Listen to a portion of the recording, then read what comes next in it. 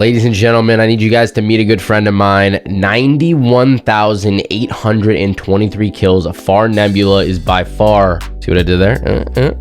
One of the best Octane mains that I've ever seen play the game. His skill, his IQ are off the charts, and I know you guys are going to enjoy this entire video. I'm going to get some questions in with him throughout the video. I'm going to style this one a little bit differently, so I hope you guys do enjoy. And also, quick little note, while I'm spectating him, there seems to be no recoil, but it's just a spectator bug, I assure you, and it's not using a strike pack. Okay, kisses.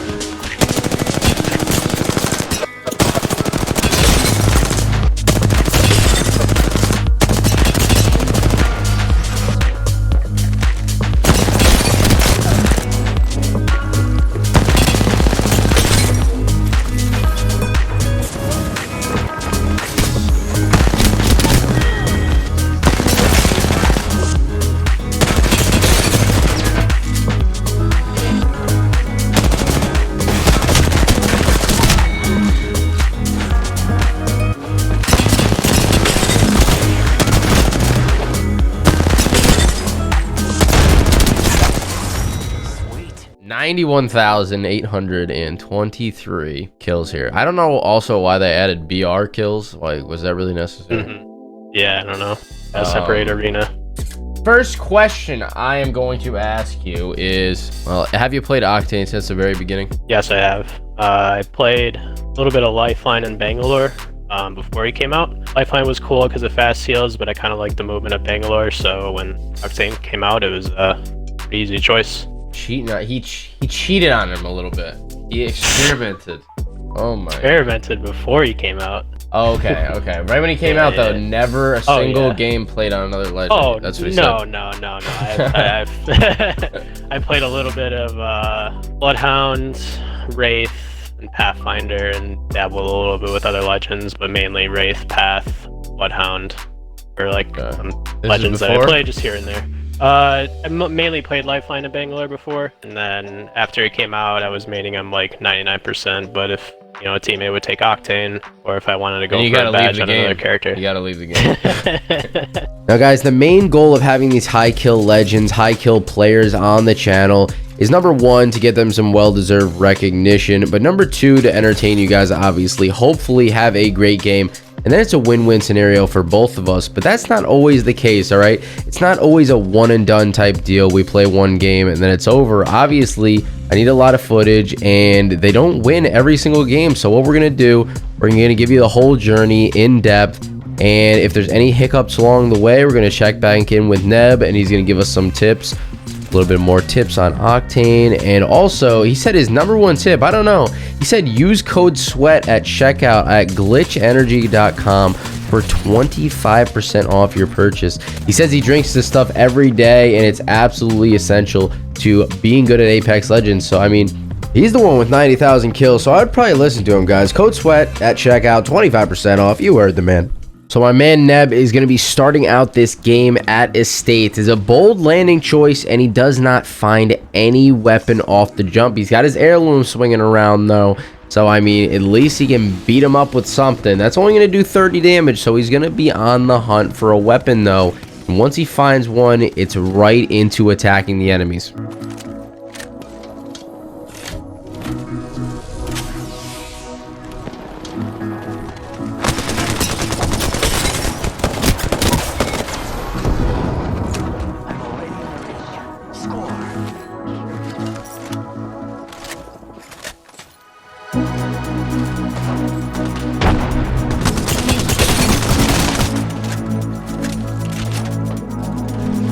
Now, after absolutely decimating two enemies, the man gets a taste of his own medicine here. Absolutely gets laser beamed in the back. He's got to prance away like one of Santa's reindeers and reassess the situation from a new angle.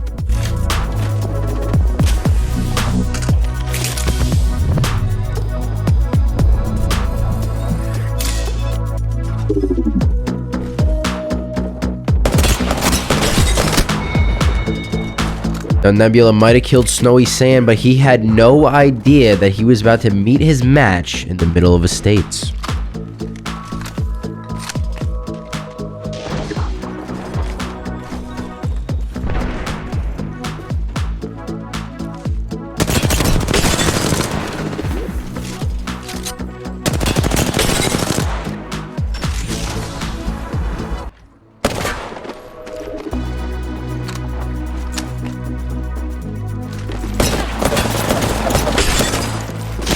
Sadly, a laggy Wraith and a pesky third party would cause the end to Nebula's first game. There's been a lot of things on the internet on how to use, Octane's jump pad. Do you ever actually use it to go backwards? Do you ever actually punch it and go backwards, or is that just a thing that... Really? No, I definitely do that. Like, if there's a situation where if I place the pad and I need to get into a certain spot, like if I need to push into a building or something with my team, sometimes it will take too long to like go around the corner or whatever. It's just like sometimes you need to, it's right there in front of you, you just crouch and punch and pull backwards, and there you go. Definitely in the right time, but there's a situation where if you need to go around the pad to take it the direction, but it's too dangerous or you just don't have enough time, then it's time to punch it and go backwards. Now in game number 2, Nebula was seeking revenge. With a quick arc stick, he was all in gear and ready to perform at the best of his abilities.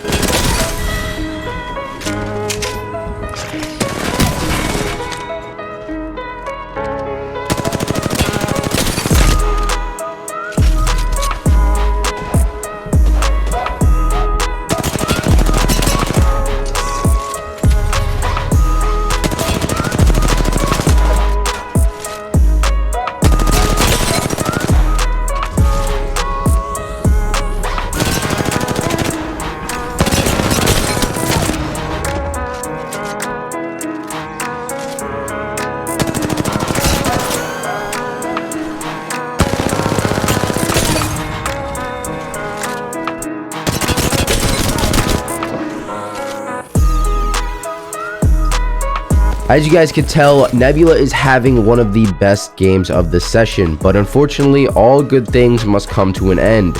This was not his destiny. This game was not the chosen one. He'd be back later for another chance at victory.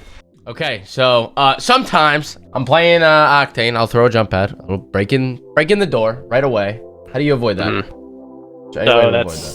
That happens if you place the jump pad in the area where the door can open or close. So I'm sure you've seen like competitive videos where like Howitt would throw a jump pad and it would just instantly blow up. That's because you're putting it in the area where the door could open or close. Like if the door is open and you throw it in the area where the door can close on it, then it will instantly break. So you just gotta throw it a little bit past the doorway. Don't put it so either side? It's mainly like if you're inside the building and you open the door, if you place it like right outside the door frame, then it will possibly blow up. If it's inside, it doesn't matter because the door won't break, but I mean, you're not going to be throwing jump pads in buildings anyways. I guess I'll ask you, what's your favorite way to use the pad then? Mainly to gain height is probably the most important. A lot of situations where if you need to gain height to get a better position on somebody, you need to back up a little bit, and if they're on low ground, you're in a better spot. But there's a million other things you can do escaping fights. Like let's say if you get third party in a really bad spot, if you have an opportunity to pad your team out without getting shot midair, or the aerial shots, like if you pick somebody or someone you know is going to be in the open, I'll pat past them and shoot them midair, and then I'll eventually land on a piece of cover so that I'm not exposed when I land. Or even just like you asked me earlier, patting somebody off a doorway, patting backwards, but mainly for pushing and getting height and escaping. Now, deep down in my gut, I knew something was different about this game. I knew that there was potential exactly when he landed. I don't know what it was. It was one of those sixth sense type of deals, but he absolutely did not disappoint. Starting off the game with the Havoc in a 301, Nebula was ready to go to work.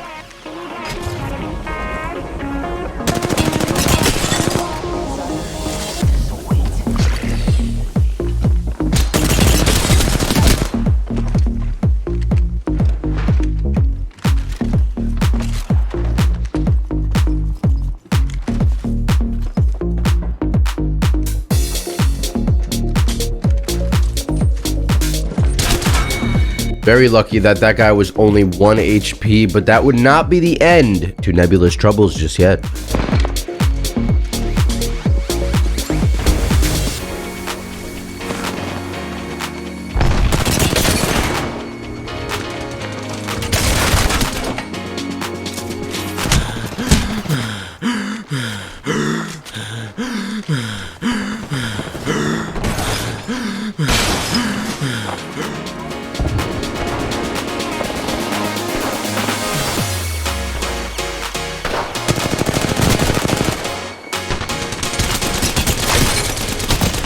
You better call Nebula the janitor, for God's sakes. The man is absolutely sweeping up the competition. No fear in sight. 5 kills to his name. And it's just the beginning of the game. We got a lot of time left.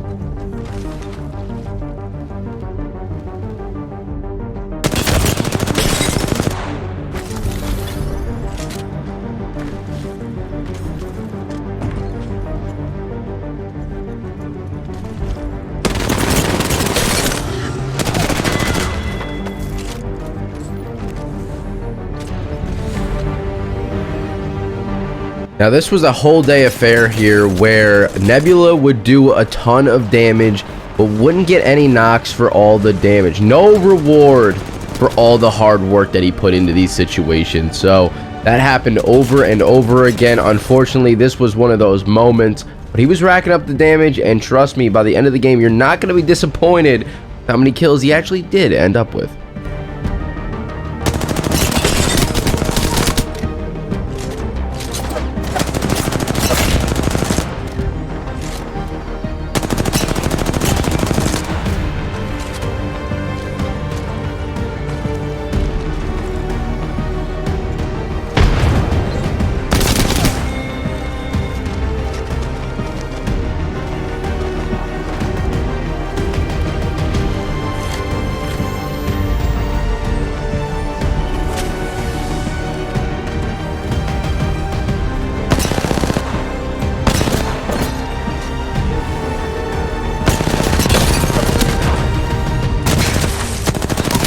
Listen up, Watson. Just because you fenced off the front door does not mean you're stopping my boy Nebula today.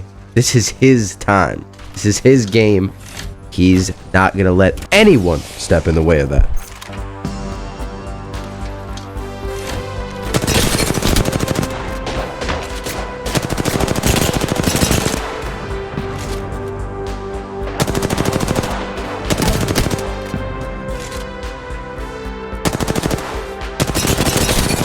Now, after cracking that Mirage, the decision to push was not as easy as he had thought. There was a teammate looking over him, and he made a really good play here. Instead of risking the game for this moment, he waited, played it safe, and assessed the situation correctly.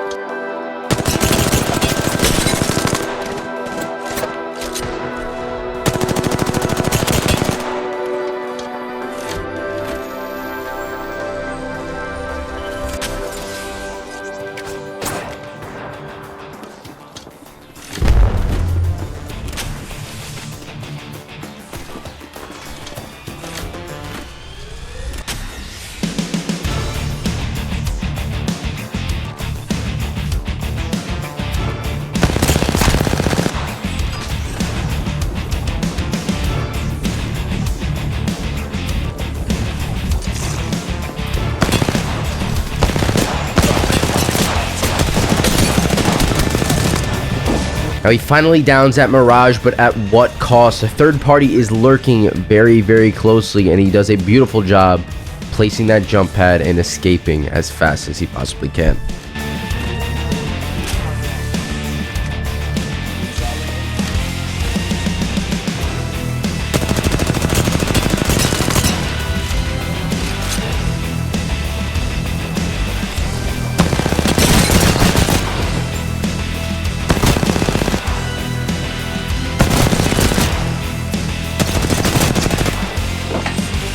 Now, as Nebula kept racking up the damage, he quickly realized that this could be a game for the ages. Almost 4,000 damage already, and possibility of getting 16 kills started creeping up into the back of his mind.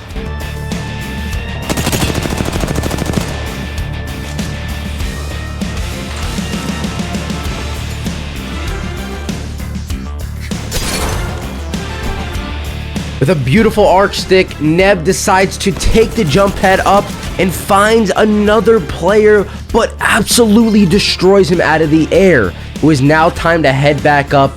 This guy was going for the revive at a terrible time, and he had no clue that he was dealing with the 91,000 kill Octane that would later haunt his dreams.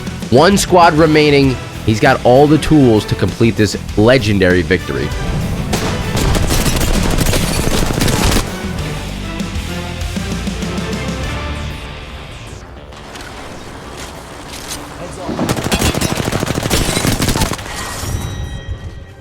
There you have it, everybody. A game for the ages. This was no Joe Schmo game over here. 16 kills, 4,700 damage. He absolutely put in work.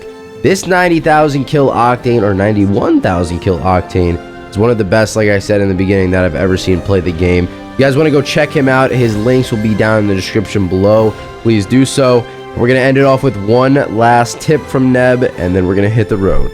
Sensitivity. What sensitivity you play on? Play on 5.4 Classic, no Dead Zone. I do have the Elite Series 2 controller with a raised right stick. There's a few internal settings in the accessories option that you can change. Oh, also, very, very important Octane tip for anybody out there.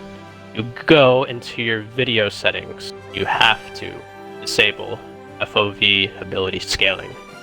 This only applies to Octane when he stims and Bloodhound when he ults.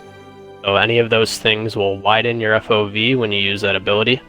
And the downside of that is that it changes your sensitivity while the FOV ability scaling is active. So you want to disable that so that your sensitivity will be consistent regardless if you stim or pop a Bloodhound ult.